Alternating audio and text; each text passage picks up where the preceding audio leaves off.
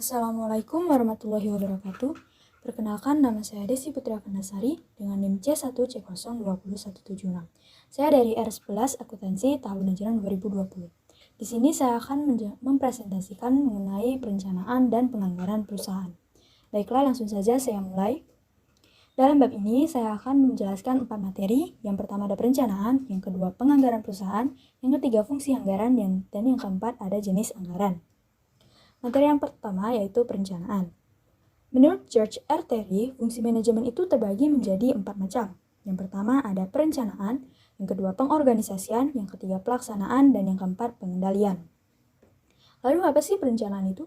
Perencanaan atau planning merupakan tindakan yang dibuat berdasarkan fakta dan asumsi mengenai gambaran kegiatan yang akan dilakukan di masa mendatang untuk mencapai tujuan yang diinginkan. Perencanaan ini dapat juga disebut sebagai upaya antisipasi sebelum melakukan sesuatu, agar apa yang dilakukan dapat berhasil dengan baik.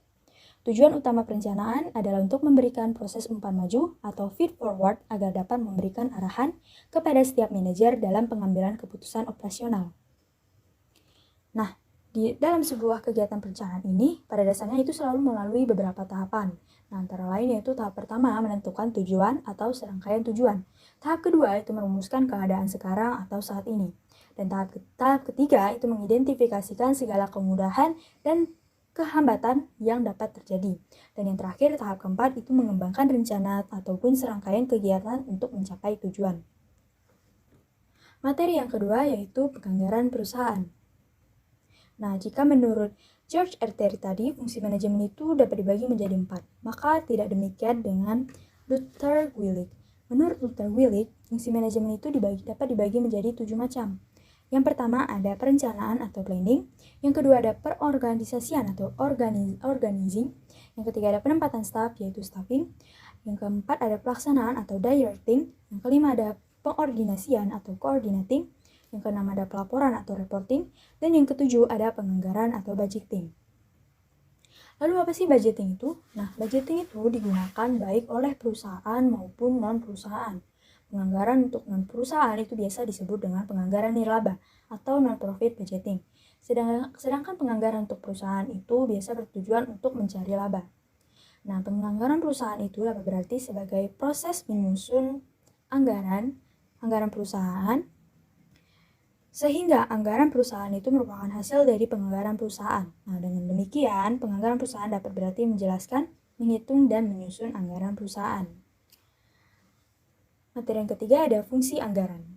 Fungsi anggaran itu dapat terbagi menjadi 6 macam, yaitu sebagai bentuk komunikasi bottom up, yang kedua sebagai bahan penilaian kelayakan pekerjaan, yang ketiga ada sebagai bahan review perencanaan, yang keempat ada sebagai alat ukur, pembanding, evaluasi, kontrol terhadap performa baik kegiatan atau proyek yang telah dikerjakan. Yang keempat itu sebagai untuk memastikan bisnis berjalan sesuai dengan rencana dan komitmen.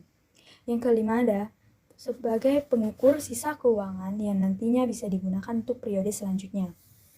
Dan yang terakhir, yang keenam, itu bisa sebagai acuan dalam mengambil keputusan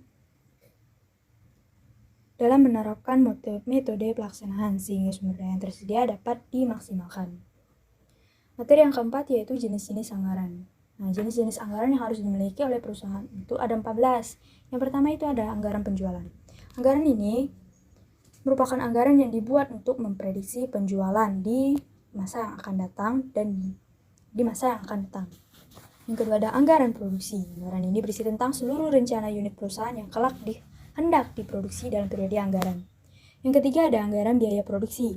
Nah, menurut Ali Minsyah tahun 2003 menjelaskan bahwa biaya produksi adalah rencana biaya produksi yang terjadi dalam kurun waktu satu periode tertentu di masa depan. Yang keempat ada anggaran biaya bahan baku. Anggaran ini adalah anggaran yang direncanakan secara lebih terperinci atas jumlah unit bahan mentah yang diperlukan. Yang kelima ada anggaran biaya tenaga kerja langsung. Nah, pada prinsipnya, tenaga kerja yang langsung itu merupakan tenaga kerja di pabrik yang secara langsung terlibat pada seluruh proses produksi dan biayanya akan dikaitkan pada biaya produksi atau barang yang diproduksi. Yang keenam ada anggaran overhead pabrik. Anggaran ini berisi tentang perencanaan biaya overhead pabrik selama periode anggaran.